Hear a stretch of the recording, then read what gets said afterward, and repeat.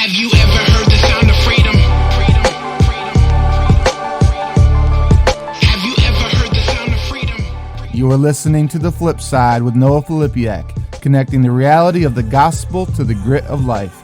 You can support the podcast at patreon.com/Noah Filipiak or at noahfilipiak.com/give.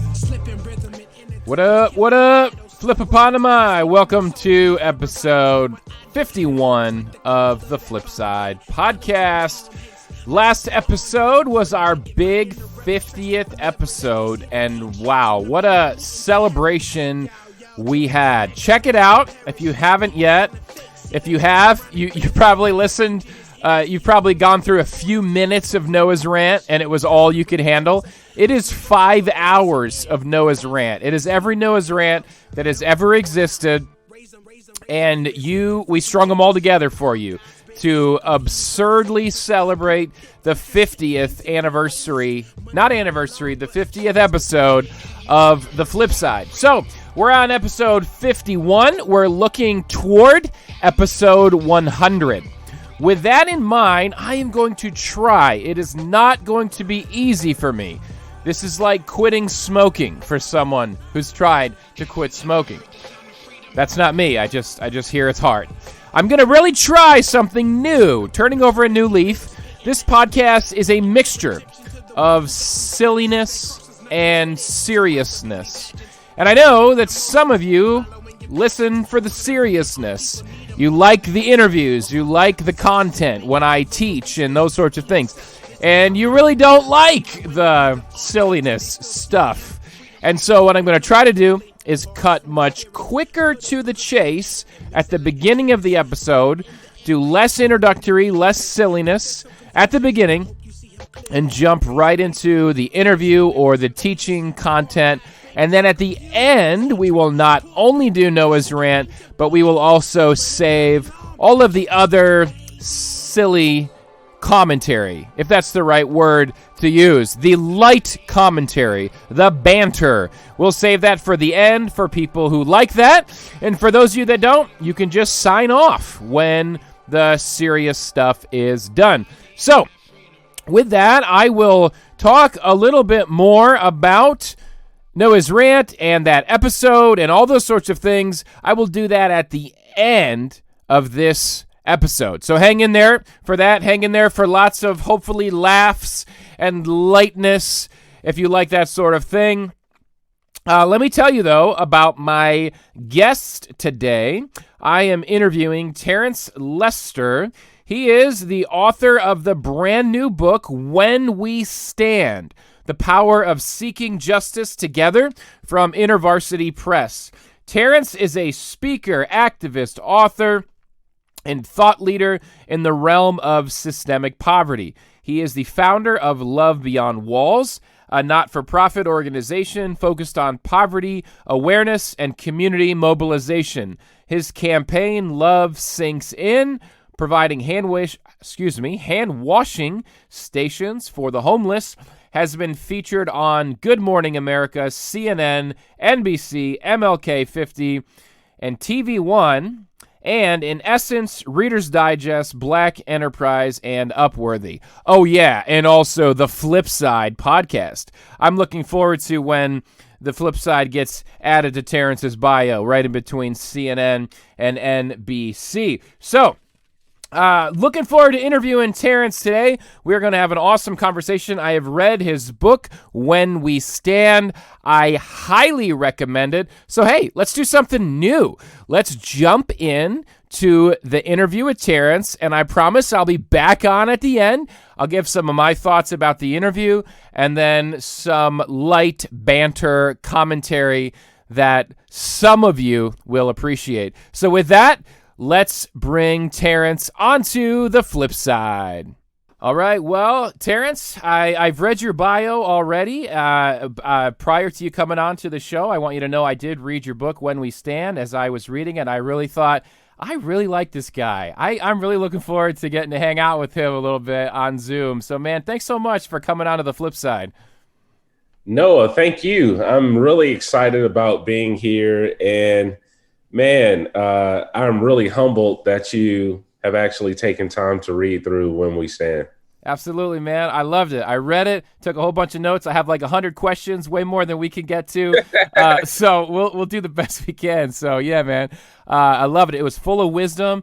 I really felt like it was a very approachable book for anybody. It was an encouragement to me as someone doing justice ministry or justice work, whatever you'd want to call it, but also a very approachable book for somebody that's kind of kicking the tires, kind of wondering what's going on in this justice world and the church and the Bible. And I really love that. I thought it was really accessible. So well done. Man, thank you. I really try to work really hard to communicate to people who were, one, burned out from social media trauma. I mean, at any given moment, we can pick up our smartphones and be traumatized by the world's problems. And in many ways, that can create this sense of apathy and paralyzation that happens in, the lives and hearts of many people. So I was thinking about that group of people, but I was also thinking about Christians specifically who have been in church and have had very distorted views of what justice is. Yeah. And have just played the sidelines. Not really having an orthopraxy of their faith, asking themselves, how do I actually live this out every single day? I think the church traditionally has done a really great job for using charitable moments to affirm itself, but not really adopting the proximate and presence that's really needed to transform communities. And so really speaking to those two groups of people. Yeah, man. Well, let's start with the first group. Let's start with social media exhaustion, fatigue, where you're bombarded on your feed with, literally around the world, right? Around the world, there's a crisis happening and it shows up on your feed. And then locally, domestically, there's a crisis happening and it shows up on your feed and there's these injustices. And for someone like myself, I have a heart that's wired to want to help. I have a heart that's wired to want to do something. And it can just become exhausting, right? When you try, you become, an inch deep and a mile wide and an inch deep, right? Spread yourself thin. But then you have a bunch of people that they just tune it out instead. They just say, no, I can't do that. It's too dark. It's too depressing or whatever, or just apathy. What are your thoughts for listeners, right now that are listening that might find themselves in one of those two camps? Yeah, man, firstly, I think we really need to talk about what social media trauma does to mental health. When you are constantly being bombarded with things that are potentially traumatizing, it can cause anxiety. It can cause situational depression. Yeah. It can lull you into a state of sorrow and grief. And those are very real emotions. And I think if people are dealing with those types of emotions, it is best to not even think about justice work, but to think about moving yourself into a space of caring for yourself. I think healthiness is the top priority. I'm all for advocating for people going to therapy and really addressing some of the issues that may be deeply rooted within their hearts and soul. I'm also a champion of people finding safe spaces, friendships, communities where they can open up and talk about issues that they may not share with other people, because the real fact is when you experience trauma, sometimes you're the only one that is sitting with the trauma. Like you're having these conversations within and you're not really expressing yourself. So I have to bring that up, that if you are feeling any of those things, that you should be encouraged and not be ashamed to seek help. Yeah. But then there's this group where, you get really overwhelmed and you just don't think, if I offered anything, it will not make a difference. And that is an absolute lie. I think we have been wired to see injustice from the 30,000-foot view, as opposed to seeing what can I do right in front of me. Obviously, we wish there was a magic switch on the wall. We could walk over to the wall and just turn off injustice. But it doesn't happen that way. Mm-hmm. It happens when we realize that our contributions, no matter how small, connected with the contributions of others, creates the tapestry and the fabric of social change. And that's one of the positions that I'm taking in the book, that real justice happens in community, that what you bring to the table is needed, that you are needed, that God needs you to get involved. And I don't necessarily think it's a matter of willingness, because there are a lot of willing people. I think it's a matter of availability. And there's a difference between being willing and being available. And I don't think people have created the type of margin in their lives to actually be available to do the work. And then that last group that you spoke about, I think those people still should seek community. I think community is the life source that God intended for us to be a part of, right? That when you are in the proximity of other people, even if you feel empty yourself, or you don't feel any inspiration, or you don't know how you should get involved, or you feel skeptical about getting involved, the very fact that you are proximate to people who are active does something to you. Yeah. Well, let's use that idea of community to kind of bridge over to the second piece of your first thought and answer about the church. So, and this is funny. I'm thinking of a conversation I had a week ago. I'm white, obviously, talking to a black friend of mine, and I was talking about the church and just using the word the church. The church doesn't do a lot of justice work. The church doesn't do a lot of justice work. And he was actually confused. He's a little bit younger guy. He's in his early 20s. And he goes, that's new to me. He's like, I've always seen the church doing justice work. My uncle's church, man, that's all. They're always talking about justice work. And I caught myself and realized that my white lens, calling the church, I really meant the white church. And I neglected to identify the black church really has been doing justice work for a very long time. Yes. And doing a great job. And the Latinx church has been doing justice work for a very long time, because they are the marginalized people, and it is their daily experience.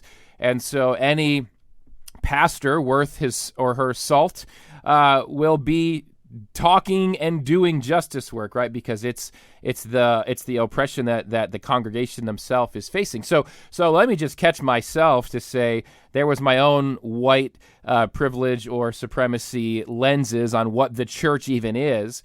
Then let me kind of back up then, and so when I look at the question and say what are the I think it's a two-sided question. There's sort of the negative and the positive. The negative, what are the barriers? What are the barriers that have stopped what I was going to say the church, but really it's the white church? I mean, and I think we can just be honest and say we live in a very segregated society, a society that, I mean, I don't want to get into it here. I guess I'll take up all the time with how laws and redlining and all these things. I mean, we have white suburbs, and we have inner cities that are predominantly populated by people of color, and there's vast inequities between these two communities. And you have churches, right? So churches are put in the white suburbs, and they're for white suburban people. And so let's just start there. To a degree, we can say, okay, you're born into that.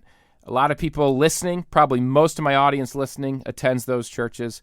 I'm not villainizing or demonizing any of that. So let me just start there. So let's say question number one, what are the barriers that have stopped the suburban white church from doing justice work? And then on the positive side, what are some steps that the suburban white church can do to engage in justice work as a church? Brother, wow, you said a mouthful. Dude, And I'm sorry. no, I'm guilty. man, I think it's needed and it's very profound. Man, I am constantly asked about how does my faith connect to the work of justice, or how can I reconcile my faith and social justice work? And you clearly stated it. I am a Black man. I'm living in America, Mm-hmm. and yet I'm a Christian. I've never had the privilege of separating my Blackness from my faith. Mm. And man, I really realized that when I was working on staff as a pastor at two different churches. I was pastoring at a predominantly white church a few Sundays out of the month, and a historically Black church. And the worlds were completely different. When I was in this historically Black church, a part of the liturgy or the worship experience or the sermon moment or the sermonic moment was talks about issues of injustice, whether it was law enforcement officers that killed Black and brown people, that affected persons within the church and racially traumatized them, whether we were praying against gentrification happening surrounding the local church, or just the issues that would come up related to injustices. And that was my expression or experience being in the Black church. But then I would be in a predominantly white church and something would happen in society and culture, and there was no mention of it. Mm-hmm. Or if there was any mention of it, I would have some of my white friends ask me, Terrence, like, why is there such an uproar? And it's like, I started to see this disconnect in understanding the experience or the world of persons who are actually affected by indifference and the suffering and the oppression. And it grieved my heart in many ways. And I still, even talking about this with you, I feel the emotions in my body right now. Just thinking about what happened to Breonna Taylor and George Floyd. And this past year, we're in the week of the celebratory moment of Juneteenth. And if people don't know about what Juneteenth is, it's when enslaved persons in Galveston, Texas, received news of General Order Number 3 that declared that they were free on June 19th, 1865. Well, most people ask, well, why is this important? The Emancipation Proclamation was signed, right? And it's like, yeah, it was signed September 22nd, 1862. And these persons received this information that they were free 3 years later. Can you even imagine having a delayed freedom? And here's the thing. We just recently witnessed the making of a federal holiday out of this moment in history. And it took almost 200 years to even have this moment recognized. Yeah. So there's always been this delayed sense of freedom. And to answer your question directly, I think one of the things is if we are truly seeking to follow Jesus, we also have to be understanding that Jesus was a person full of compassion. And I haven't seen much empathy. I think one of the things that I've seen mostly from some of my white peers is that when things arise, instead of using empathy as an invitation to be present with understanding, Instead, they use the moment for judgment. They use the moment for attack. They use the moment to push away from the table instead of leaning in to understand the sufferings and the pains of their brothers and sisters who may come from a different social location. Let me ask you, like, I want to ask you, have you been listening? Because listening gives you an opportunity to be proximate to your neighbor. And when Jesus is talking about being proximate to your neighbor and loving your neighbor as you love yourself, he's talking about loving people who are not like you. Yeah. And here's the thing, Noah, when you love your neighbor, that means you also have to love the neighborhood the neighbor emerges from. But not only love the neighborhood, you have to be concerned about the issues that that neighborhood faces. We're talking about loving the whole neighbor. And I think the other part of that too is breaking up this routine of, just doing the same things that you're accustomed to. Like I had one person ask me earlier, what are some of the ways I can break outside of my bubble? And I'm like, yo, like, when was the last time you went to a coffee shop that you weren't familiar with, that you literally uprooted yourself out of your comfort zone and intentionally put yourself in the rhythmic way in communities and in spaces where you were the minority or you were going to sit at someone else's table? We do a lot of invitations to tables, and this whole sense of diversity thing has been kind of hijacked because it's not necessarily about including people. It's about having people at the table just for marketing purposes. Right. We got to push away from that. And I said a lot in response, man, but I'm just speaking from my heart because Appreciate it. I see the distance so much. Yeah. Dude, I'm a bad interviewer. That's all it is. I'm bad at interviewing. I asked you like 3 questions at once, man. So thanks for rolling with that. That was really good. Yeah, I think, something I've observed in that is,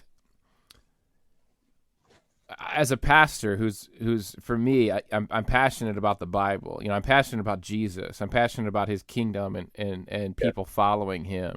And there's a lot of things that you just talked about that are biblical. Like we could back and forth just go sermon after sermon. We can look at the Good Samaritan, and we can look at why Jesus chose a Samaritan to teach about loving neighbor. Yes. To a Pharisee. He's talking to Pharisees, Yes. Jew to Jew, and uses the Samaritan as the example. I mean, we could do this, and it would be, and so where I get frustrated, and I'm sure for you too, as I think about that obstacle question, is I think that politics and the language of politics, there's all of this rhetoric around politics. There's these buzzwords. And people, honestly, I think people, and again, I'm speaking from my context. So I'm predominantly thinking of people like me. I'm predominantly thinking of white folks in the suburb, and I think it happens on both sides of the aisle. I could just only speak of what sort of my experience is. I know people watch way too much political news. They watch way too much of their favorite talking head, whether that's Republican or Democrat. I want to be even here because all of politics is fallen and broken. But we watch our favorite talking head, or we listen to their podcast, and they fill our minds with what to think about when George Floyd gets murdered, or what to think about when Philando Castile gets murdered, and the automatic responses that we are to have about certain buzzwords. And if you hear a buzzword, whether it's Black Lives Matter or critical race theory, these are buzzwords that we hear, and then our mind is like literally pre-programmed to say what that talking head on TV or the podcast told us to say. So I say all this. I know some listeners, I'm ruffling their feathers right now, and I say it to say, I think a hindrance that's happened in the church, and I think it's a work of Satan. I'll go that far to say it. I think he's used politics, the whole arena, the whole show, And don't hear me wrong. I'm not saying don't be political, because I hear a lot of white folks say that too. Oh, I'm not going to say anything about racial justice because I'm not political. That's not what I'm saying. I'm saying things that are very biblical, things that are very much of Jesus and, frankly, God of the Old Testament, the injustices and things we see. These are just biblical conversations. And then because of the political machine, we no longer can talk about them as biblical issues. Now they become political issues. And we get so passionate about our camp and defending our camp that we in the church can no longer, in a sermon, talk about real issues facing people of color because we're labeled as being political, or we're labeled as replacing the gospel with social justice or whatever. So I guess my question is just how have you seen, let's just talk about the culture of politics. I've gotten myself into enough trouble here. How have you seen the culture of politics get in the way of the church's ability to care about justice biblically? I mean, gosh, man. I think the culture of politics is antithetical of the life and witness of Jesus. I mean, gosh, you can sit in front of a television all day, and what you're talking about is confirmation bias. Yeah. And listen to all of the talking heads that stroke your rhetorical ego, right? So to speak. And at the end of the day, Jesus will say, have you loved the least of these? Have you been concerned about your neighbor? When he's given the Sermon on the Mount and talking through the Beatitudes, he's not talking about blessed are those policymakers that blah, blah, blah, or blessed are those who live in the, gated communities, or blessed. He's saying he's centering the reason he came to the earth, which was to bring good news to those who were poor, weary, and broken. And the gospel within itself is countercultural, and it will challenge the core of any political belief, no matter where you land on what side of the aisle. He is calling you to the carpet. And so for me, I think the whole culture of politics clouds people's judgment of how to actually live like Jesus in the moment, is what I'm saying. Because the same neighbor that you may hold judgment against because you've heard some rhetoric, Jesus is going to ask you to go closer. The same person that you may stand and hold judgment against based upon what you've heard, Jesus is going to say, have you, become proximate with the way that we look at the historical Jesus in the text, right? He's always going to err on the side of what God's real expression of love is. And I think that challenges all of us. So it clouds your mind, but it also, I think it robs us from bringing the kingdom of God here now. Mm-hmm. Kingdom come now. It keeps us from standing together and making issues that strip people's lives down where they can't reach their full potential in Jesus. It keeps us from really addressing those issues together, so those persons can flourish in the life that God has for them. It keeps us from loving our neighbor fully, because we are always, holding that card in our back pocket, and just in case we need to pull it out and separate ourselves some more from the conversation or from people. Yeah. And I think that needs to stop. That's why I try to stay as close as possible to the life of Jesus, because sometimes the way that Jesus operated will look like justice when fully lived out in today's society. I love that picture of looking at Jesus's life. I think my tradition, so the kind of white evangelical tradition, has emphasized a lot of Paul's theology, and that's great. That's a really good thing. But we sort of neglected 3 years of Jesus' actual life, like Jesus' actual teachings and the modeling that he did. And I think there was always a fear growing up, a fear that I observed of we were so focused on salvation by grace alone, not by works, that we forgot about verse 10 of that same passage, Ephesians 2, that where God's handiwork prepared in advance by him for the good works that we were to do. So that the saving faith through grace, we're like, no, we're not saved by works. It says it right there, but the very next verse says it's so that you can go out and do good works. So anyway, I've just noticed that we polarize, right? It's like one or the other. And I love what you said about just staying as close to Jesus' life as possible, because what Christian can really argue with that?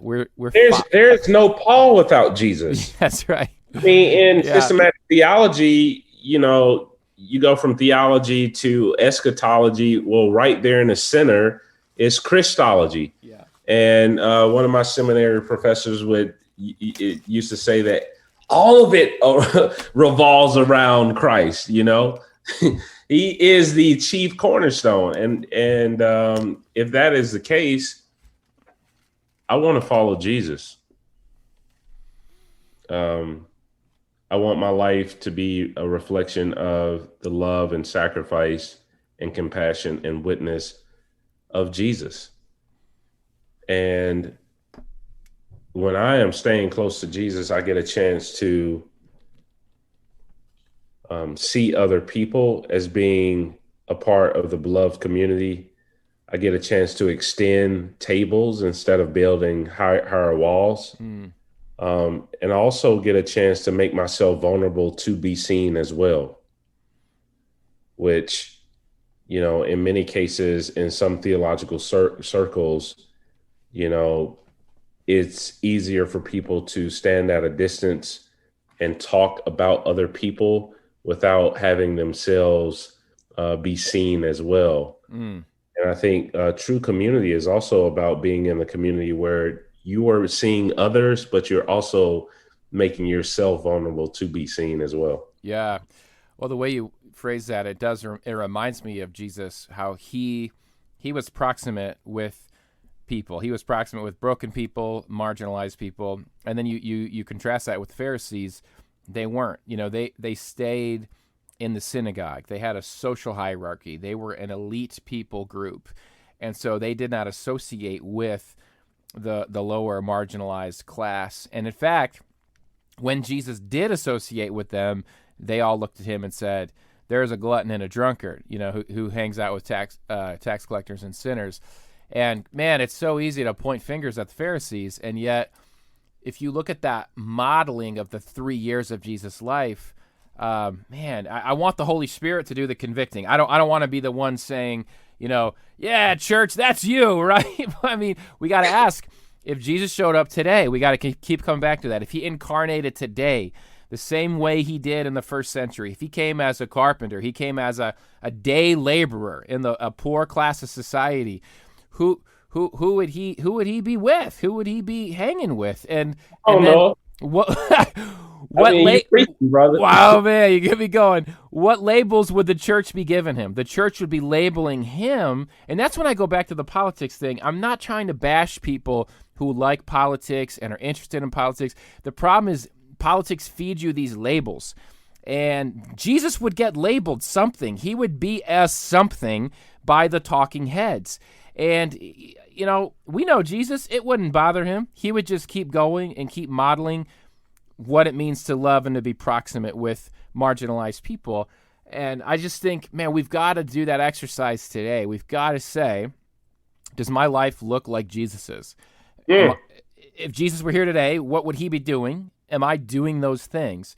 Am I doing anything close to those things? Right. And if not, I mean, you can you can click off this podcast. You can say, oh, Noah is so judgmental or Terence is so judgmental. And I don't get that vibe from you. I just think I'm saying a little things like that someone could say that. And be like, okay. Or you could just pause and really go, Holy Spirit, examine my heart. Yes. Jesus, show me the way, show me your life, and show me where. I think that's what grace is. Grace is saying, I don't measure up. Jesus, give me your grace, and now help me to obey you. Help me to do, to do the things that you say to do. So, man, boom, bro. This is so profound, and I mean, I have chills talking about the importance of Jesus's life, because not only did Jesus spend time with those on the margins, Jesus himself in his humanity was the person who was on the margins. Yeah. Howard Thurman's book, Jesus and the Disinherited, does a really great job of describing Jesus as being someone who was born poor underneath Roman oppression, and he was a minority. I mean, gosh, man, in the book of Matthew, we see Herod sending out a decree to kill all the firstborn males, right? An angel of the Lord has to come and warn Jesus's family. Jesus's family has to uproot and move to another part of the region.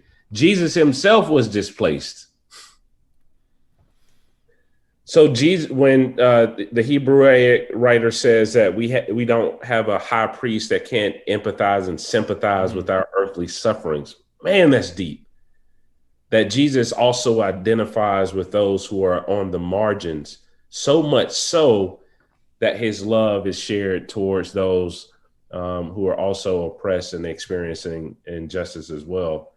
And I think we do a really poor job at in the church sometimes as using Jesus as a weapon and not using Jesus as someone that identifies with those who are broken and creating an invitation to extend the Lord's table. Yeah.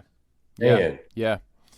I love your table imagery, and it reminds me, and it's important to say that it wasn't either or for Jesus. He ministered to Pharisees. He ministered to, Paul was a Pharisee, and you look at even, Zacchaeus, Matthew, they're tax collectors, so they're a weird crew where they're but they were wealthy.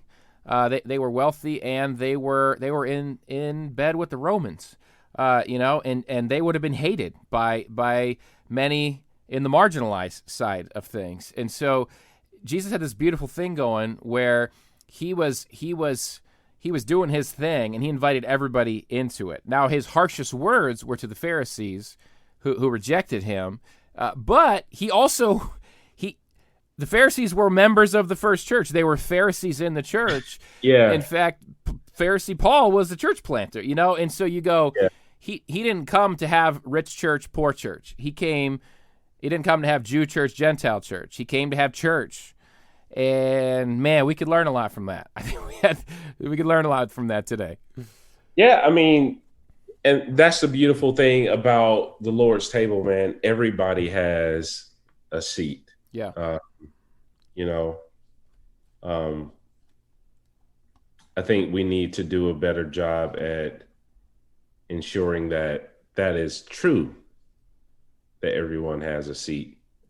And we need to move away from creating exclusive communities, is what I'm getting at, that we need to be about the whole community. Specifically, I do work and advocate on behalf of people experiencing homelessness and poverty. And one of the most heartbreaking things that I have witnessed is how I've seen Christians or people who are a part of the family of God worship a Savior on Sunday who experienced acute homelessness when he had his earthly ministry going, and then would in turn walk past a person experiencing homelessness on the street, looking down on them, not affirming the Imago Dei that even exist in persons who don't have an address. And I like to oftentimes tell my brothers and sisters in Jesus that just because a person doesn't have an address does not mean that they're not your neighbor, which is deeply profound. That so when we talk about the Lord's table and we talk about the life and witness of Jesus, yes, he ministered to all, but he also ensured that everyone had a seat. And I think that is the message that we need to really embody, that when we talk about community, we need to be about the whole community, not just parts of the community. When we talk about going out to extend God's love, we need to talk about God's love being extended to all persons. And I think that's the message that you just lifted up, and it warms my heart. Well, thank you. And I love what you're doing. I love that you're modeling that. I love that you're living that and you're helping others live into that. Let me shift gears here, and I meant to ask this at the beginning and or near the beginning. So we've been in some deep water, some deep questions. Just let's pause for a second and tell the audience about Love Beyond Walls. And I know Love Sinks In as a part of Love Beyond Walls, but those are two things you talk about in When We Stand, and just kind of give our audience a bit of context of what it is that you're leading and doing on a regular basis. Yeah, so Love Beyond Walls is a nonprofit organization, and we're based in Atlanta, Georgia. I founded it almost 8 years ago alongside my wife. We see it as a ministry, and oftentimes we get a chance to see it as the church in action. And the reason I say that is because our organization has literally seen people without an address come to Jesus, not in the church building, but underneath bridges. For the last 8 years, we have advocated on behalf of people experiencing homelessness, trying to correct the false narratives that persist about what it means to be poor, and extending welcome and community for those experiencing homelessness. We've helped people recover identification cards and get access to showers and stable housing, and wrap a community around persons, helping them to develop employable job skills, helping people to get access to jobs. We've seen hundreds of people reunite with family members. There's a story I tell of a guy in a recently released docuseries that we released called Find Your Why, guy that we walked with out of the issue of homelessness. He went from corporate America to being homeless for about 6 years. Our organization wrapped a community around him, causing him to, recover his identification cards, reunite with his own children, seeing him take practical steps back into stability.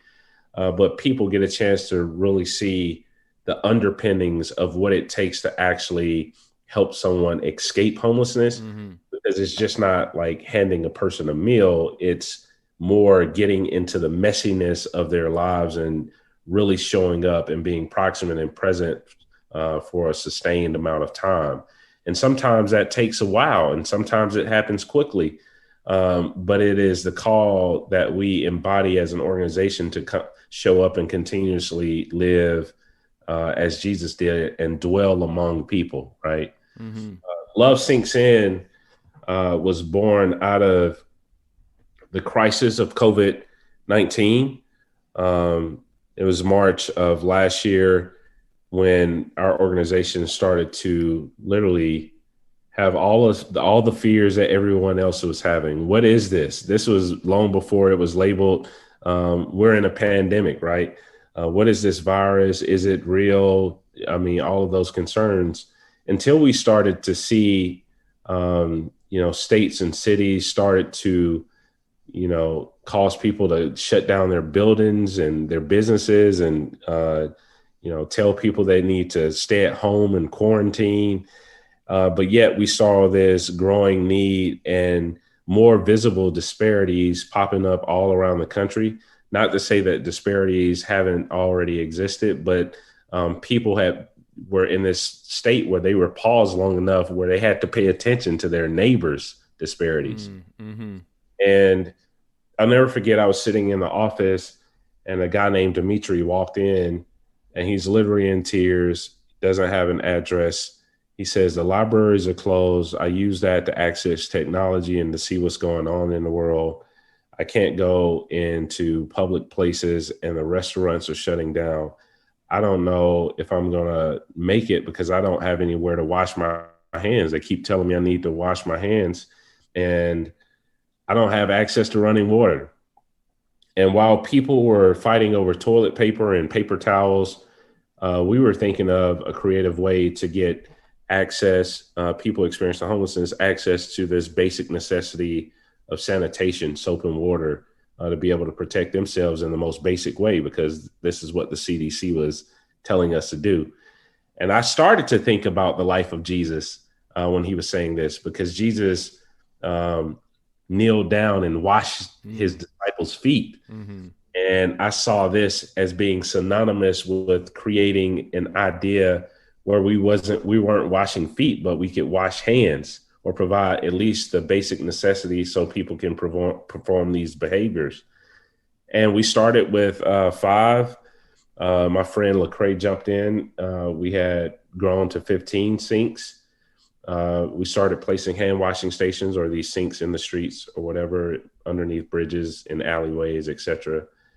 And then we grew even more to 50 sinks or hand washing stations around the cities and public parks, and partnership with churches where people experiencing homelessness frequent, be able to access and wash their hands.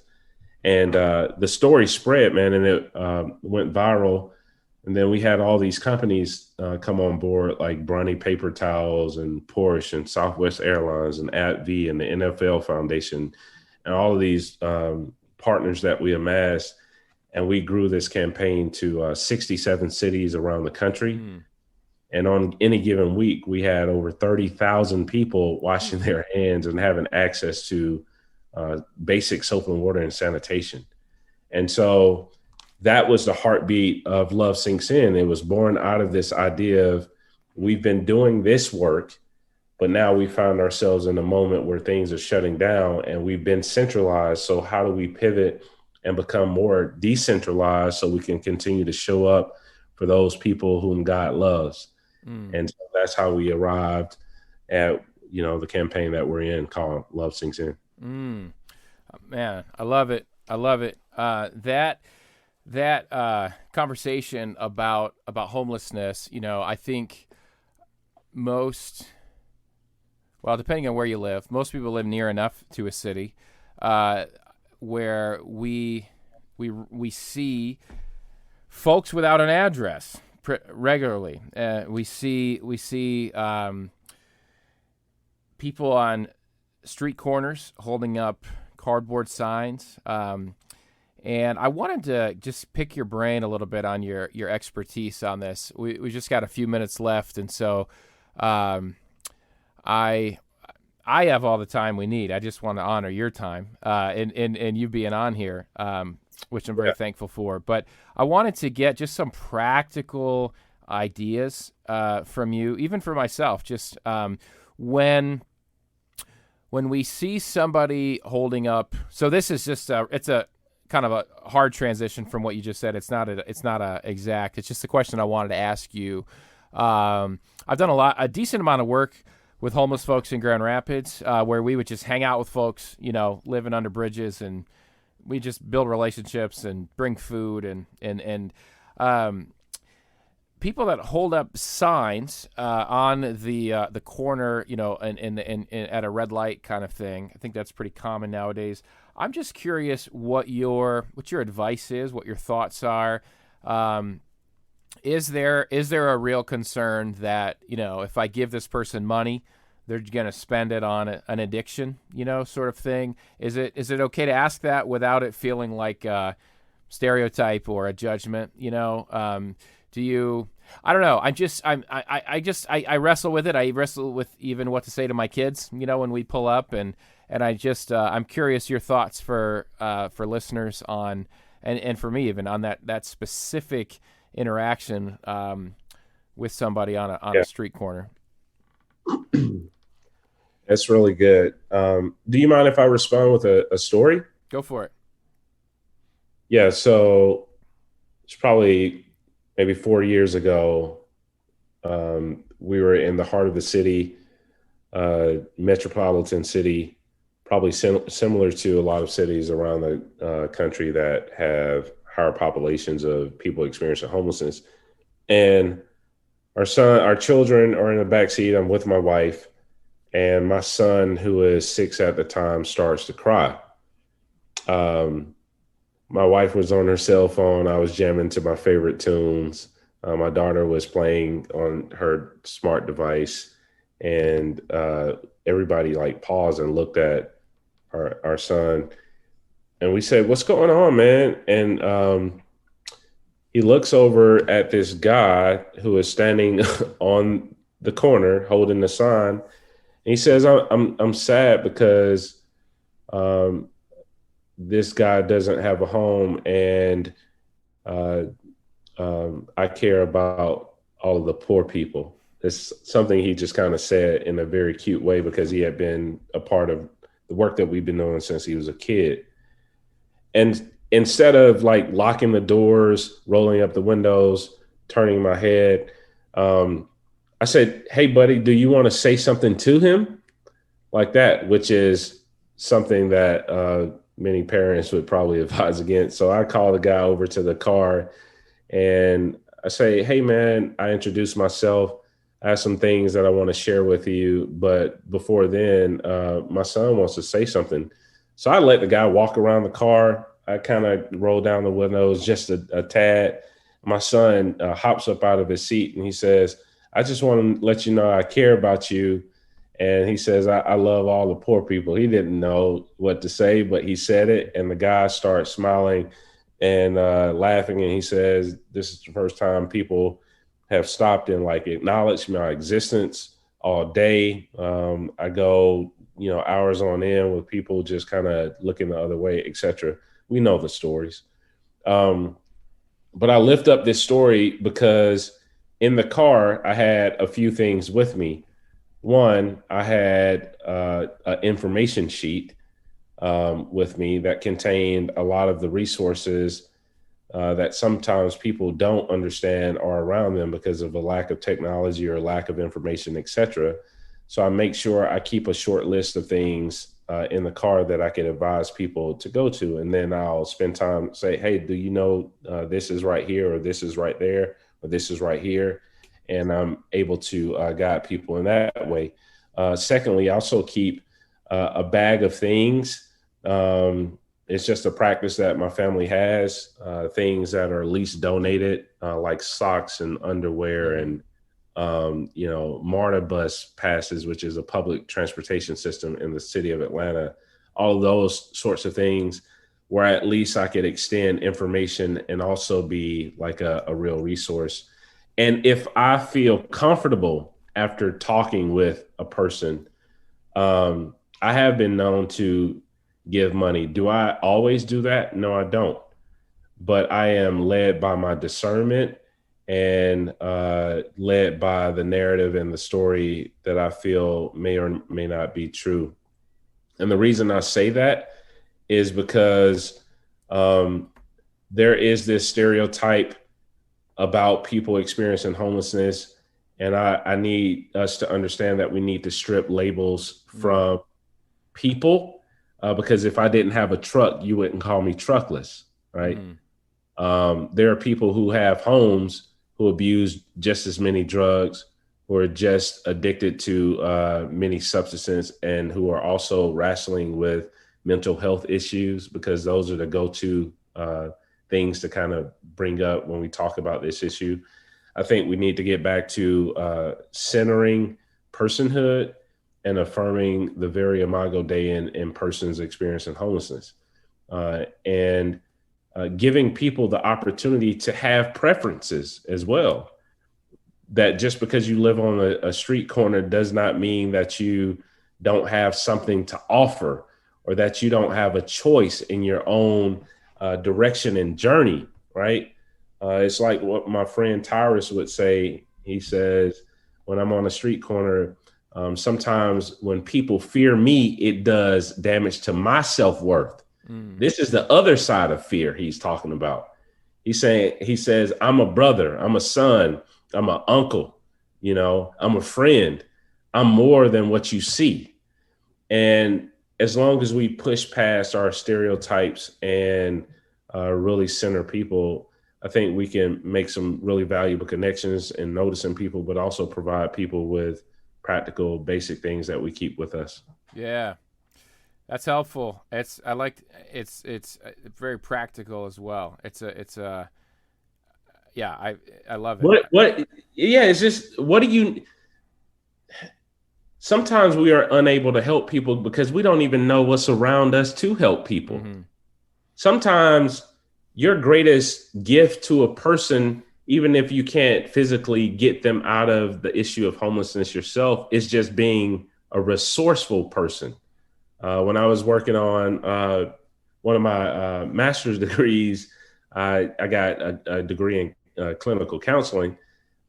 We had a whole entire class on just being a resourceful person, mm-hmm. And resourcefulness is just sharing information that could be helpful and useful to other people. Yeah. That's really helpful. And I think, we have those short term, those quick, you're in the car, it's a red light, you have a quick few seconds and might be able to give a bag to somebody. And then also there's times when you have opportunity for a much longer conversation and much longer connection. And that's really important. And I think as a pastor, I'm really passionate about churches being places where that relational support and connection can be given to anybody. And if somebody comes in that doesn't have a home and they might be wrestling with a lot of these issues, I sure hope that our churches are places where people can come in and be welcomed into community.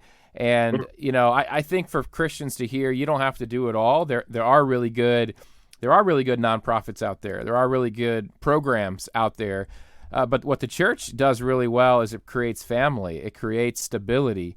It creates dignity. It affirms dignity that's already there, right? And I've seen that. I've seen that where in our church in Lansing, where we had homeless people coming to church, and they were in the programs, but there wasn't not to say all programs aren't relational, but some are, some aren't. They were in some programs, and they were kind of treated as a number. And in our space, they were just treated as family, and they just kept coming back. And what do you know? Within 6 or 12 months, they actually had an apartment, and they had employment. And we didn't give those things to them, but we gave them the spiritual and the relational intimacy and love that they needed. And then the rest of the stuff clicked. Then the rest of the stuff worked. And I think that's something the church is uniquely equipped to do. So I'll give that as an encouragement to listeners as well, because it can be overwhelming if you feel like, how can I get this person an apartment? Well, you don't have to. There are organizations that specialize in that, but what you can do is treat them as a brother or a sister. Man, that's powerful. I didn't get a chance to share my personal story, but hopefully people will pick up when we stand. Yeah. I experienced homelessness as a teenager. One of my mentors, who was a pastor, Mr. Moore, he passed away the first year I started Love Beyond Walls, but I'll never forget him modeling that very same thing. His entire church was made up of persons experiencing homelessness, where he extended the table, they broke bread, they studied, but he was there to offer community and support. And you'll never know the power of community until a person's life is transformed in that community and they find the encouragement to continue to move forward in their journey. Mr. Moore will never know that I'm talking to you, Noah, until I see him again, or the persons that will hear this.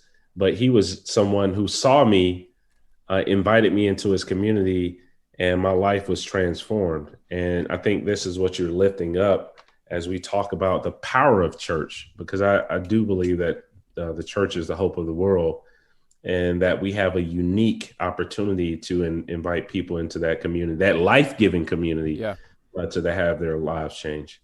I love it. Well, hey, man, I want to give you a chance to give a closing thought, a closing word to the audience. I went over my time of what I told you we would be, and I really appreciate you coming on and hanging out with the Flipside audience. Thank you for writing When We Stand. I hope that listeners pick it up.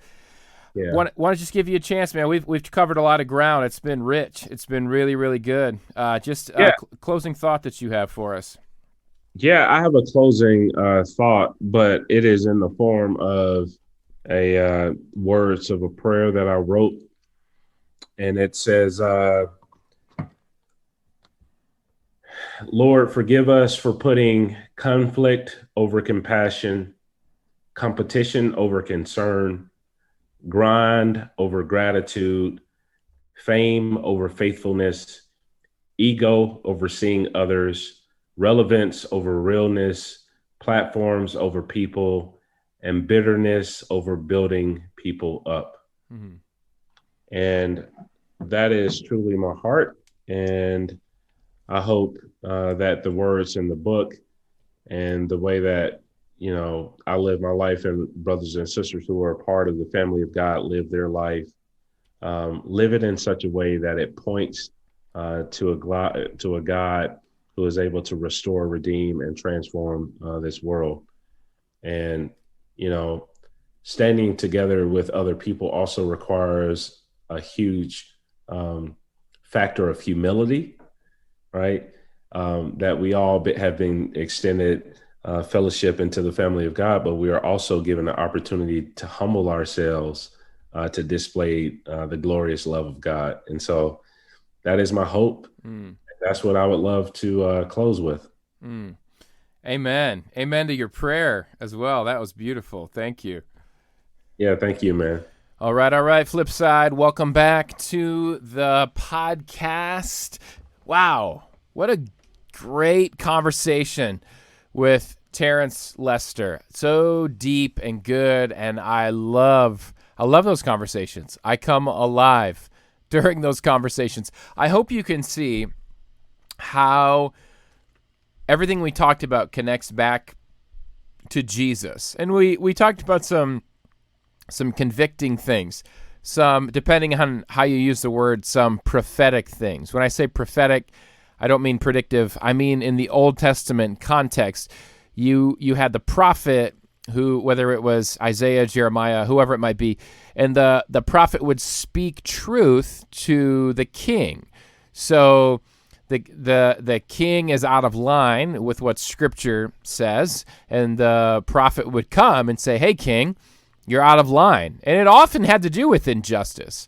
It had to do with idolatry, and it had to do with injustice. And we need an ear in 2021. We need an ear to hear the voice of the prophet.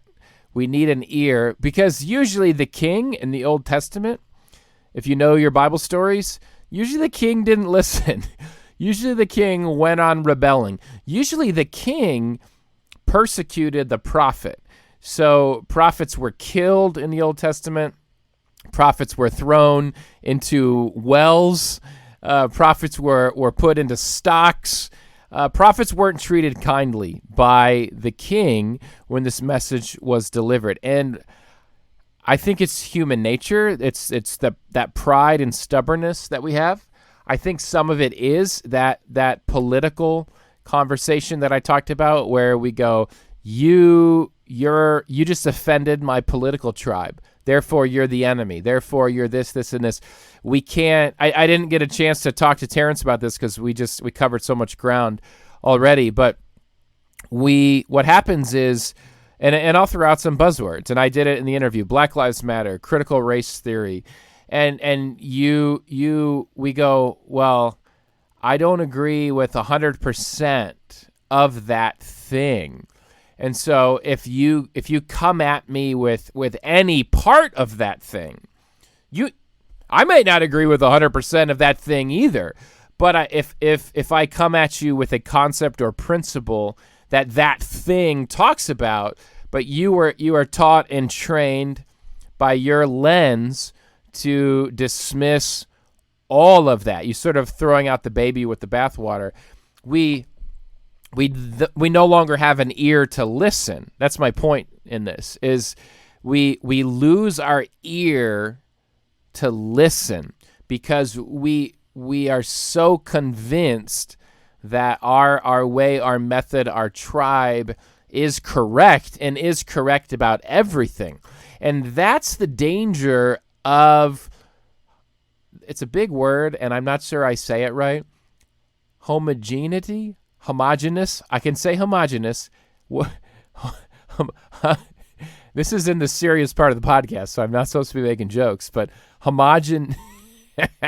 I can't say it. Homogeneous. Homogeneous. I know how to say homogeneous. That's how you say it, homogeneous. I don't know how to say it with the entity on it. Okay, back to being serious. It's hard for me. It is, guys. It's hard for me to be serious all the time. We're going to get to the silly part later. Who uses the word silly? I just can't think of a better word. Okay. The danger of homogeneous environments is Terence called it confirmation bias. We are born and raised with biases, and that shouldn't be news to us. That's part of the human condition. And so that's why it is so important to be in proximity, and Terence talks quite a bit about proximity in When We Stand. It's so important to be in proximity with people that are different from you, to be in real community with people that are different from you, and that's really when we begin to learn. No matter what the subject is, think of any people group that is different than yours. It could be Muslims. It could be Democrats. It could be Republicans. It could be LGBTQ people. It could be black people, white people, Latinx people, Chinese people. It could be anyone who's different from you, and you have preconceived biases about them. We typically have people that look like us who have told us what to think about people like them, let alone men and women, to bring gender into the conversation. And then we get trained on these knee-jerk reaction to buzzwords about, oh no, and now you're just getting all woke. Now you're getting, oh yeah, you're getting too woke on us, Noah. You're exchanging the gospel with social justice. If you listen to the interview with Terence, that's not what we're doing. We're really trying to follow Jesus. We're trying to follow what Jesus said and modeled what he did. I talked about that with David Swanson. I don't know, several episodes ago. I don't have it in front of me what number that was. I'll try to find it. But Swanson, in his book Rediscipling the White Church, he makes a really good point about discipleship. And he talks about what it would have meant to be a disciple of Jesus, to follow a rabbi. And it's not about sitting in a classroom learning cognitive facts. Well, cognitive facts are important, and theology certainly is important, but theology should lead you to action. It leads you to do things, right? And Jesus, as a rabbi, it was the things he taught, but also the things he did. And his disciples would have followed him around, and they would have looked and said, what is he doing? How is he eating? I want to eat like him. How is he walking? I want to walk like him. How is he treating the rich? I want to treat the rich like he does. How is he treating the poor? I want to treat the poor like he does. How is he treating Samaritans? I want to treat Samaritans like he does. So it's episode 36. That's the interview with David Swanson if you want more on that. And so my sort of commentary here to close out the interview and the serious part of the podcast, my commentary is, do you have ears to listen? Do you have ears to listen to the voice of the Old Testament prophet? It doesn't mean Terence or I have the authority of an Old Testament prophet. I'm just saying we are attempting to lead the church in that similar sort of way of asking some of these hard questions and asking us to humble ourselves and to examine our confirmation biases, to examine the biases that we were born into, and to examine when we're not in proximity with other people, and to get in proximity with other people. There are many ways to do that. When We Stand talks about many of those ways. You can go to your downtown, you can walk up to a homeless person, and for better or worse, homeless people are very approachable. And you, what I mean is, if you walked up to, I don't know, an average rich person, they might file a lawsuit on you for stalking them or harassing them. I mean, homeless people, and I'm catching myself. I know Terence used people without addresses, which I like. I have language embedded into my vocabulary. If you walk up to a person without an address, our society has shunned them so much that they really are open to any conversation most of the time. In my anecdotal experience, they're really open to any showing of love that embraces the dignity that they have as image bearers. And you can have great conversations. They might want money, but you can offer to go out to lunch with them, and you can just hear their story. You can spend time with them. You can get to know them. And I would say to be cautious. Yeah, be cautious. Don't judge all homeless people. Don't judge all people without an address based on experience with some or even most, maybe in your anecdotal experience. But be cautious. Don't give money, a lot of money. There's a lot of really good resources. There's a lot of really good nonprofits that you might need an advocate to help you connect with. But what you can do is get to know someone. You can befriend someone. You can befriend someone without an address. That's a way to have proximity. When I was in college, my roommate and I would go downtown to Grand Rapids, and we would bring food from the cafeteria, so we would get to-go food in bags, and we would use the food as just a way to look. We were 18 and 19 years old. Okay, so if we can do it, you can do it. And we would just start conversations with food. Hey, do you want a sandwich? We would make some sandwiches from the cafeteria, and hey, what's your name? My name is this. Tell me about yourself. And we would just get to know people's names. We would play chess. We would just hang out. We would play cards. And we just went down once a week. We did the same thing once a week. We started bringing 3 guys to church every week. We'd pick them up under the bridge. We'd drive them to church way out. Wasn't even the suburbs. It was past the suburbs. We were out in a rural town in this church plant that we attended. And then we would drive them back to our college. We would eat lunch with them. And then we would go back downtown with them and drop them off wherever they wanted. And that's just what we did. You don't have to do that. I'm just telling you, there's an openness and an accessibility to that. I think you can only do 1 or 2 things really well. So pick your thing, but get in proximity. Volunteer at a nonprofit that serves a demographic that is different than you. Proximity is so important. We need to exercise our muscles of listening to people that are different from us. And for those of you that choose to attend churches where you are around people that are the same as you are choosing to not exercise those muscles. I'm not again villainizing or demonizing that. I'm just making an observation that's true. You're not exercising that muscle. So what you need to do is you need to get out and exercise that muscle. You need to find ways to exercise the muscle of being in proximity with people that are different from you. Church can be a great place to do that.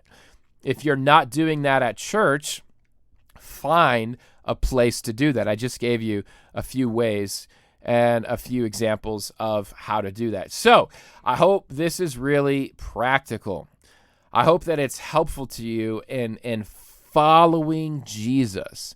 This is the reality of the gospel connecting with the grit of life. That's what this is about. That's what the flip side is about. Following Jesus in this way. All right, you hear that sound? That is the new sound on the flip side when I am warning you that all serious talk is over. So we're shifting.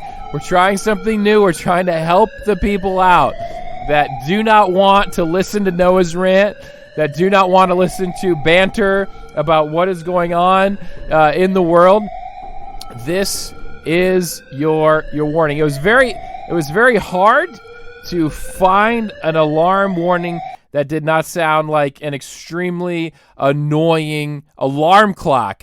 That I could do a rant on in and of itself. Before I do that, and in future episodes, I will do this prior to the alarm that tells you to stop listening. I do want to say quickly that the flip side is brought to you by Angry Brew, and I'm drinking my Angry Brew right now. It is delicious. Angry Brew. I always want to say the tagline is a punch in the face. That is not the tagline. It is coffee with a punch. Coffee with a punch. Angry Brew.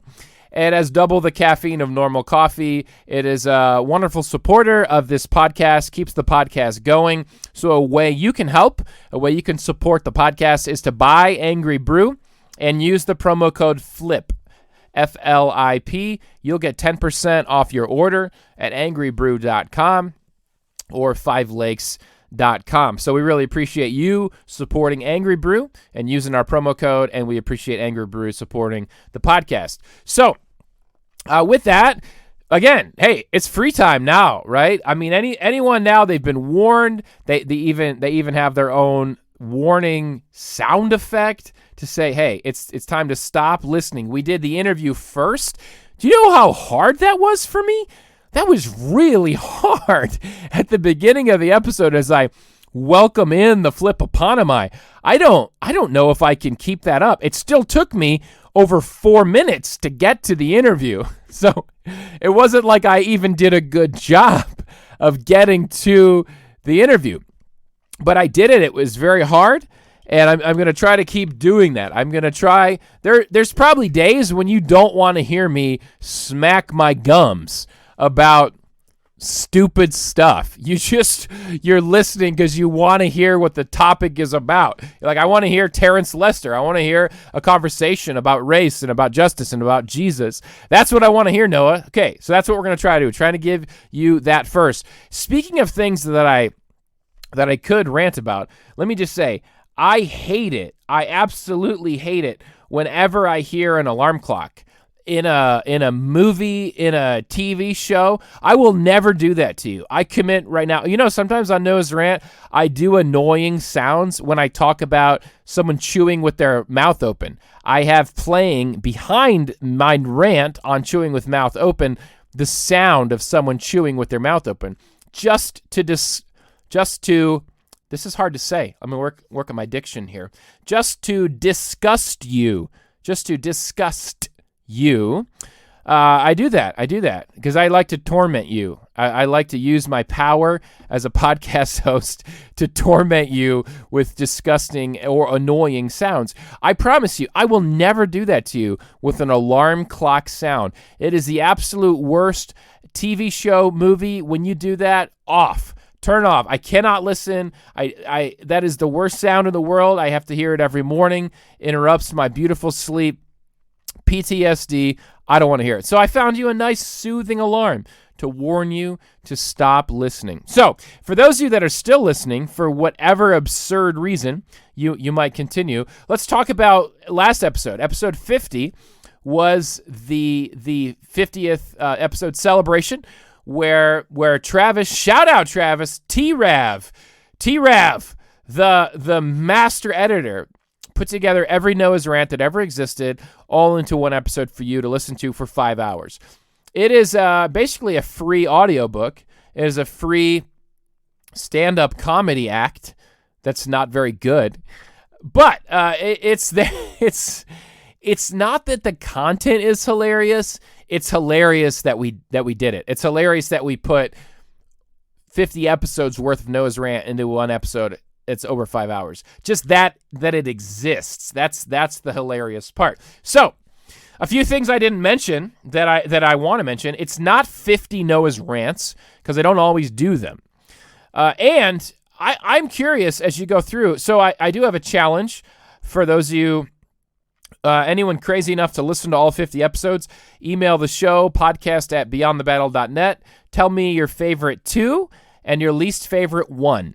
So you can give me your favorite 2 or 3 and your least favorite 1 or 2 and some commentary on those. And the first person to do that, you have earned, that's right, Bob, you've earned a free pre-release copy of Beyond the Battle. So that's all I got. It's all I got to give away is a free copy of Beyond the Battle, the new one, the new Beyond the Battle, which comes out August 10th. You can get your hands on a pre-release copy. I will ship that to you to the first person that emails. You can also email the show, anything, podcast@beyondthebattle.net. The mailbag has been a little lonely recently. So feel free to email serious stuff, funny stuff. I like to interact with your emails and answer them on the show. But Noah's rant, if you do try to listen, I hope it's just funny. I hope you enjoy it. I know some people listen while they're working out, and I love your emails about Noah's rant because trust me. So here's what I noticed. When I first started Noah's rant, I mean, it took a while to own Noah's rant. It took a while to go, I'm making an utter fool of myself, and I'm a pastor, and this is supposed to be a serious podcast about Jesus-y things. It took a while to own it, and so as you go through from 1 through 50, though there's not that many, I'm curious how many there are. Someone count those up for me and let me know. That would be helpful. But it's probably 30-some, in the mid-30s. As the later they go, the more confident I get in Noah's rant. So I think the louder I get, the little bit wilder and crazier that I get. So if you listen to the first few and they seem kind of dry, hang in there. Fast forward, skip to the end. And so, yeah, those are my thoughts on Noah's rant. We do have a Noah's rant today. So there was a time when I was running out of ideas. I asked you for ideas. You sent ideas.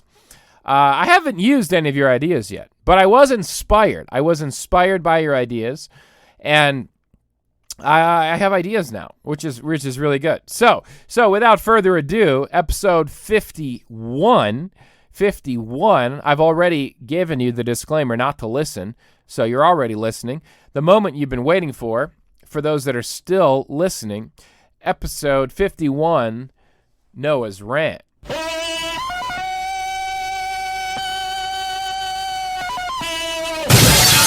Noah's Rant!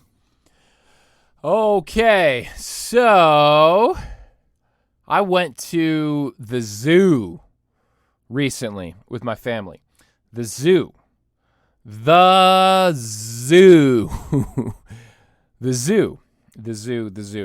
It was 86 degrees at the zoo. Why were we at the zoo? Good question. Why is anybody at the zoo? Okay, we'll get there. We are at the zoo because my daughters are in Girl Scouts, and this was their end of the Girl Scout season celebration. It was their graduation. They got their new vests for the next year of Girl Scouts. So this was a planned party at the zoo. It was 86 degrees and sunny at the zoo. Now, I live in Michigan. You listening may not. You might live in Florida where it's 86 degrees all the time, and you say, what's the big deal? Suck it up.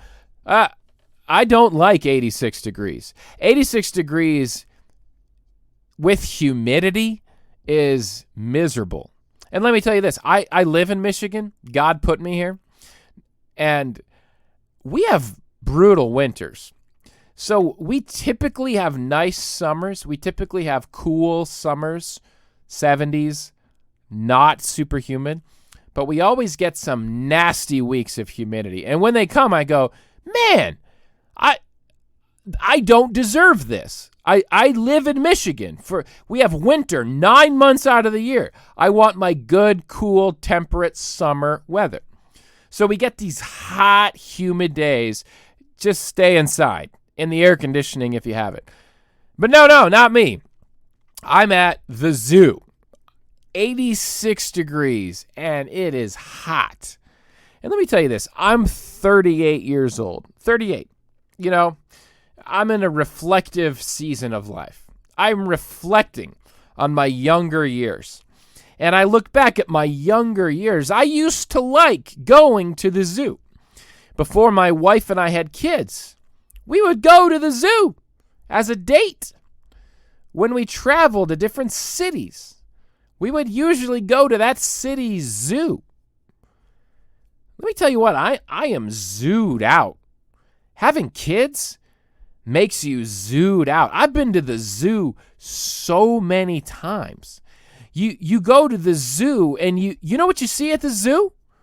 You see the exact same thing you saw the last time you went to the zoo. Nothing changes. You see sad, depressed animals that are in prison. You see birds given the gift of flight by God that are stuck under a net or a cage so that gawkers can walk by and point at them. You see wild cats of massive, monstrous proportions that are designed by God to roam the prairie and to hunt their prey, and they are stuck in a small little dirt pad with fake plastic rocks, and they're fed, raw hamburgers out of a bucket, and that's the highlight of their day. So these sad, depressed. Look, I know zoo people. I know animal people. Zoos help endangered species. Zoos get those animals that can't go back in the wild. Zip it. Save it. This is Noah's rant. There is really no room for your logic and your sensibilities in Noah's rant. I already told you to stop listening if you were logical, sensible, had common sense. All this, you shouldn't be listening anyway. So I don't want to hear it. I don't want to hear it. Zoos, they're filled with these sad, depressed animals, and it doesn't matter what zoo you go. Oh, go to this zoo. I've been to all of them. I've been to every zoo. They're all the same. They've all got the monkeys. They've all got the cats. Oh, but this zoo has elephants. Great. You know what the elephants do? The same thing every other animal at the zoo does. Nothing. They just sit there smelling bad, eating and pooping. That's what they do. That is not very interesting. There are no rides at the zoo.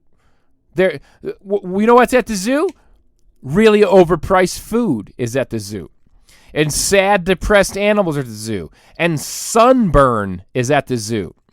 And sweating through your underwear is at the zoo. So, I'm at the zoo in Grand Rapids, not having a great time. Trying to be a champion dad. In fact, having dreams about Noah's rant, going, thank you, Lord, for Noah's rant. That I know why you've sent me to the zoo. It's to give me material for Noah's rant. And so, therefore, I am grateful for this miserable experience so that I can have my own personal therapy session on Noah's rant and tell my throngs of listeners all about it. So I'm at the zoo thinking about Noah's rant.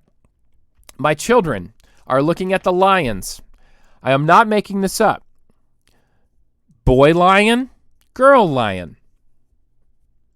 My children are 9, 7, and 3 years old. Boy lion. Oh, here's the spot where I have to pause and say, Noah, you are a pastor. Noah, you have a public podcast. You just did this very serious interview with Terence Lester. He might still be listening. Use your words very carefully here, Noah. Even though it's Noah's rant, even though you gave all these warnings, please don't act like a 7th grade boy. It's very hard not to act like a 7th grade boy. I'm going to try. I just want you all to know, I'm going to try. I may not do it well. I expect you to show me grace because you are a Christian who believes in grace. You've been changed by grace. You've been shown grace. You are commanded by God to show grace to others. So, I continue with my story. I'm trying. I'm going to try. Boy lion decides to get on the back of girl lion in front of my children. So boy lion, he wants to be a dad, He wants to be a dad. He wants to have baby lions. And boy lion gets up on the back of girl lion. Cuz I wrote a book called Beyond the Battle, A Man's Guide to His Identity in Christ in an Over-Sexualized World. And my hope is that boy lion and girl lion are married, right? If not, my boy needs to read my book. I do believe Zondervan is making a lion translation. That's a bad joke. That was a dad joke. That was a bad joke. But you got it. You got it anyway. So I hope my boy reads the book. Because look, boy lion, I'm not judging you, man. We all got our struggles. This is a place of grace. But you need to get a room, my friend. You need to get a room because my kids are 9 and 7 and 3, and my kids look at me and they go, "Dad, what are the lions doing? What are those lions doing over there?" We have not had the talk yet with my children. My 3 girls. So you know what I said? My answer was, "Hey girls, come over here with me behind this wall where you cannot see the lions." And thankfully, girl lion, she and I want to choose my words carefully here. Help me, Lord, help me. I'm reaching out for help. The book of James says, when you need wisdom, you ask the Lord and he will give it to you. Lord, I need wisdom here. This is all you. It's if I don't show wisdom here, God, it's your fault because I just asked for it. The girl lion, she was not giving boy lion the time of day. The girl lion was not in the mood. She said, "Get back up off me. Get back up off me, bro. What do you think this is? This is a public place. There's children watching." She walked away.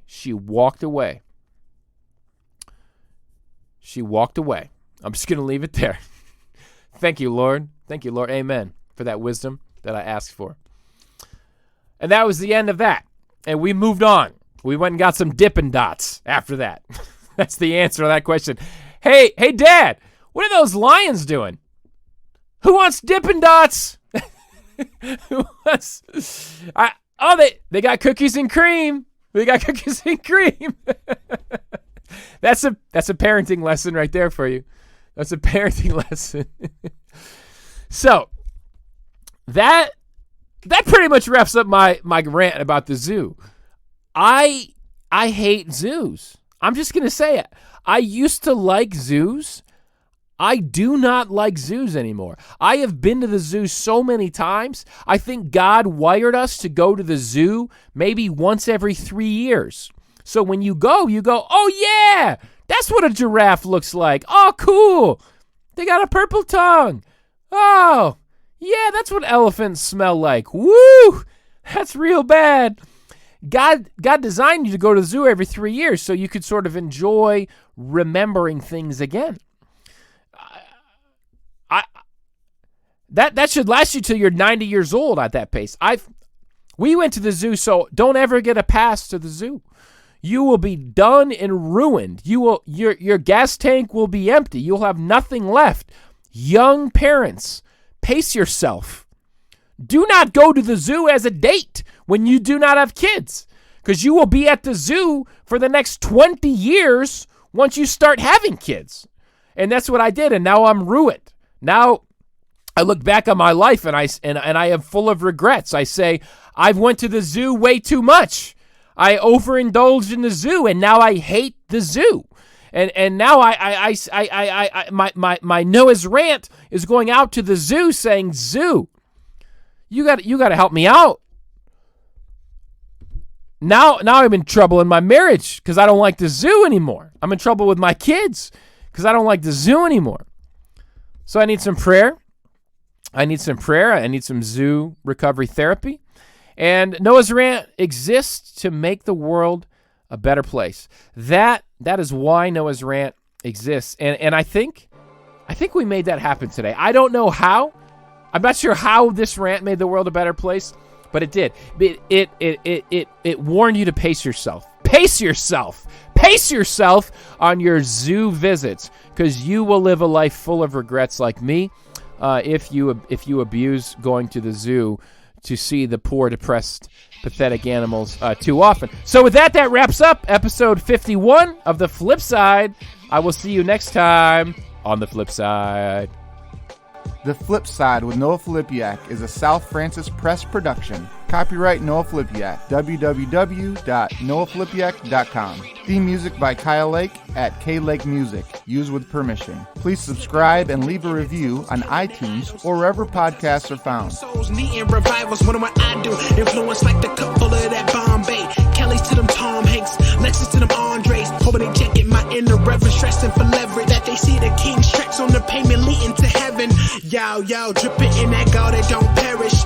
People selling fake, see the green around their belly. Taking refuge in his hands, see his palms, my living quarters. Close them when I'm finished, then it's time to bring me closer. There's no purgatory, cause you're in or you're out. When you see him in the clouds, then you know it's going down. Raise them. They've been sleeping for some ages. Now all God's babies so confused by this hatred. Pulpit preachers shouldn't aim to be A-list. Money probably long, but short is what your days. Have you ever heard the sound of freedom? Have you ever heard the sound of freedom?